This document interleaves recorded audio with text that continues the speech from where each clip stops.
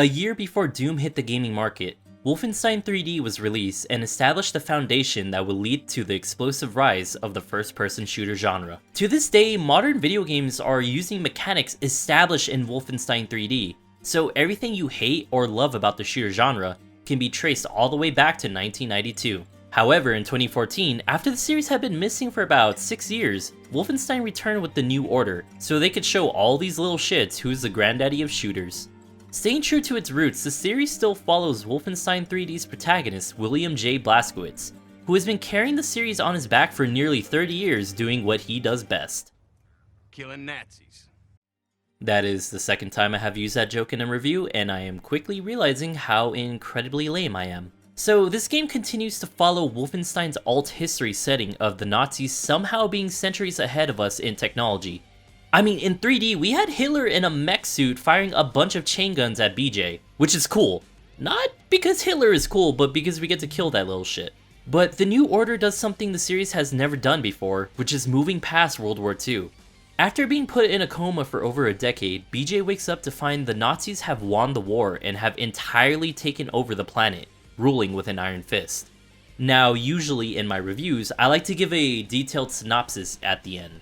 But the New Order storyline is pretty simple. BJ wakes up, finds resistance fighters, and kills a shit ton of Nazis. My god, does he kill so many Nazis. Choosing an alt history has its merits because, let's be honest, there are so many fucking World War II games, and I roll my damn eyes every time we have to invade a Nazi fortress or storm a beachfront. And that's exactly what we do at the beginning of the game. Now, to be fair to Wolfenstein, they literally created the Nazi fortress cliche, so they get some leeway. But thankfully, this is just the first level only. After this, there were a ton of impressive areas to fight in, including a planetarium in a Nazi museum, a submarine with some really tight corridors, and also... what the fuck? Anyways, while the New Order has a few areas we have seen time and time again, they at least make sure they add something new to do. While storming the Nazi fortress, you have to scale the wall, which might be one of the worst ideas ever, but damn, it was pretty cool. When sneaking into a Nazi munition depot, you have to use a man-sized submarine to get in. And finally, to find a scientist, BJ goes undercover in a prison camp. And yes, I know what you're thinking, and they are exactly what you think they are, but if I call them that, YouTube will beat my ass harder than BJ beats Nazis. Although I do have something to say about this later in the video. Still, I appreciate them at least trying to add unique objectives to do in environments we have seen so many times. Actually, what I appreciate more than them doing that is how damn well BJ is written. In this genre, it's somewhat common to have a hard-ass soldier who doesn't express any emotions other than shoot and stab. Hell, BJ's great-great-great-grandson Doomslayer is guilty of that as well. And yes, that is actually canon, BJ and Doomslayer are related. Meaning Doomslayer is part Polish, I believe. Although here, the writers decide to take a different approach and portray BJ more as someone who is trying their best not to crumble over the trauma they have experienced in the war. BJ fought in World War II, was nearly crippled because of it, and what he gets for all of his hard work and sacrifice is a coma and a world run by Nazis. BJ is steadfast on the outside. People look up to him because he appears to be the man that continues to stay strong no matter what. But on the inside, BJ has doubts, fears, and overall is just so tired of war. Other protagonists would look at death as a side effect of war, while BJ sees it for the tragedy it is. He is constantly thinking about the well-being of other people. He genuinely cares about those around him, and every death he witnesses, whether it be someone he knows, or some poor nameless corpse on the ground, drains him mentally each time. To complement how BJ hides what's going on inside, there is a stark contrast to how he talks publicly versus how he talks mentally. Publicly, BJ is to the point and speaks with confidence. Mentally, BJ's dialogue takes a more poetic approach, and you could see what is really behind the mask. It's just nerves. Let me teach you a trick. Inhale. Count to 4. Exhale. Count to 4. All there is to it. Well, having our ass tanned by some Nazi. Death at the gates again. Holler my name. Can't greet you today. I have a war to win. When it comes to writing, I feel like well-written, intimate moments are scenes we feel like we are almost intruding on as a third party, and that's exactly how it feels to listen to BJ's inner thoughts. This, of course, is all thanks to BJ's voice actor, Brian Bloom, who absolutely nails BJ's personal conflict and overall just gives him this voice that sounds like fine wine. Okay, seriously, I gotta mark out for a second. I totally love BJ's voice acting. Whenever the man talks, you bet your ass I listen.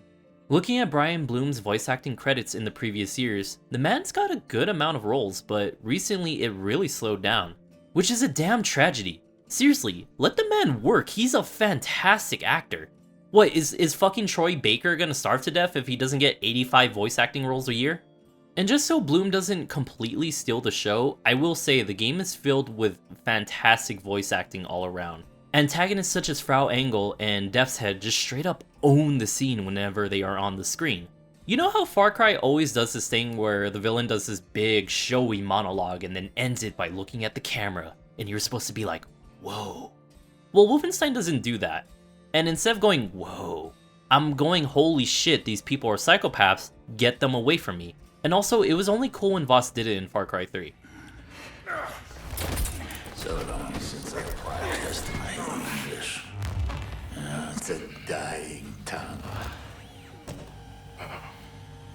You? I've seen you before. Oh, I like you. Such a resilient specimen. With you, I could do great things.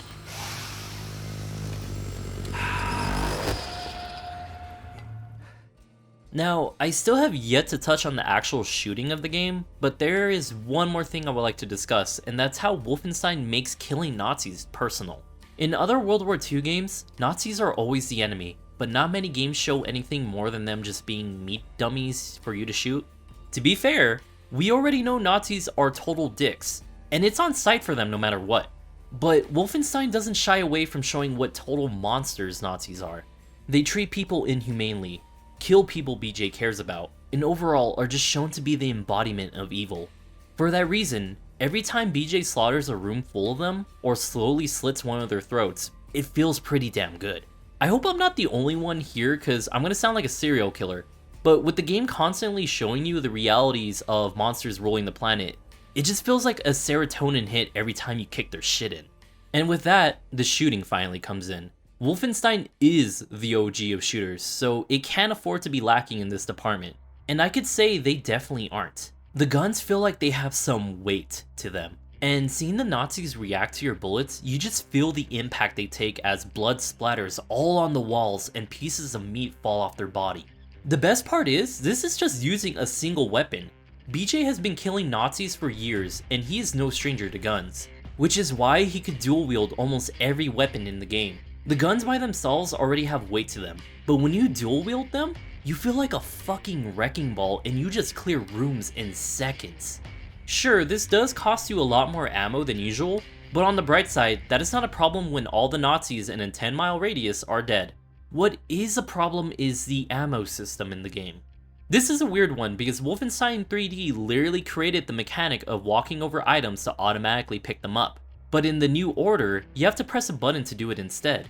For PC, you have to press E to pick up everything in the game, which over time can get real old. So imagine this, you just wholly annihilated every Nazi in sight, and you feel like a badass. But wait, you're out of ammo. Okay, time to look at the floor and press E about 20 times, cause that's how many Nazis you killed. Now imagine doing that again. And then again. And then again. See, it's a weird spot, cause it doesn't exactly interrupt the pacing of the shooting, but at the same time, it becomes a ritual that is required to be done after every gunfight, and you just kinda get tired of it after a while. Again, I don't know why this is a thing when this is the series that created the automatic pickup mechanic, but whatever, killing Nazis in this game is really fun, so you can overlook it, I guess. Actually, you know what's more fun than killing Nazis? Killing Nazis with a shotgun. I have this rule where if you want to be labeled as a good shooting game, you have to have a good shotgun to back it up. So this is the genuine shotgun segment where I give my thoughts on the shotgun. So in this game, there are two types of shotguns. One being a classic double barrel, and the other being a fully automatic machine of death. You only get the double barrel for like 2 levels, so let's focus on the death machine. This shotgun feels like a literal cannon in your hands, and even looks like one too. Every time you pull the trigger, limbs go flying and Nazis hit the floor. Tight hallways and corridors really emphasize how destructive this damn thing is. And since you could dual wield anything in this game, having 2 shotguns turns you into a one-man army where you bulldoze your way through the entire room, and god damn does it feel good once the smoke settles and everyone is...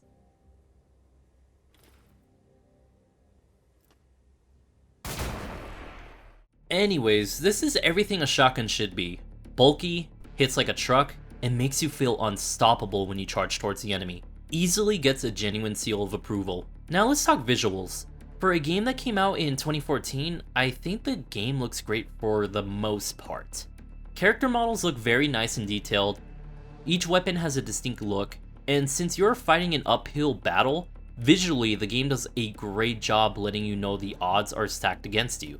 There's just a sense of scale the Nazi technology brings to the game that does such a good job. A really damn good job. Sadly, the reason why I said for the most part is because the game has this really weird depth of field filter built in, and you can't take it off.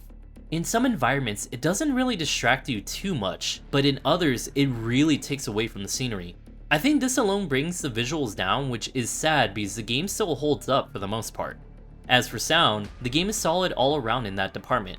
Although, I don't think anything stood out too much to me from the weapons or just environmental sound. Mick Gordon did do the soundtrack for the game, and I had no idea. You can immediately tell it's him because it's got his signature, Actually, I don't know how to accurately describe his music. It's like he takes the music notes and beats your ass with it only for you to thank him in the end. It's weird, everyone sucks the dude off for his work on the Doom series, and for a really damn good reason. No one ever talks about his work on Wolfenstein, which is pretty similar, but also has some really nice acoustic tracks that play during those rare moments of peace the game has. The New Order was a solid return to form for the Wolfenstein franchise, that would spawn 2 sequels a few years later. One a lot of people liked, and another one that kinda fell down the stairs and ate shit. If you're interested in picking up Wolfenstein, it is currently available on all platforms except for Switch, which is really weird because the sequel is available on Switch, and that is way more graphically demanding. If you play Xbox and Phil Spencer broke into your house to hold you at gunpoint to subscribe to Game Pass, then you already own the entire series right now for both Xbox and PC, depending on your subscription. If that's the case, then, well, first of all, you should probably file charges against Phil Spencer, and second of all, there's really no reason not to try it. You were just one click away from kicking a Nazi's shit in. Alright, I'm gonna go listen to some Dead Kennedys. If you liked the video, you should like the video, and comment if you're interested in the game or liked it as much as I did. Oh, also, I'm creating a list of games that I may potentially review. This is not an idea I totally did not steal from Mandalore Gaming, or Grimbeard, or any other fucking reviewer on this YouTube site. But if you would like to make a suggestion, you could either join the GCC Discord, or you could go to the channel's community page and leave a comment on this post. As always, I have no idea what I'm going to review next, so not sure how to end the video. Oh, I got it. Nazi punks, fuck off.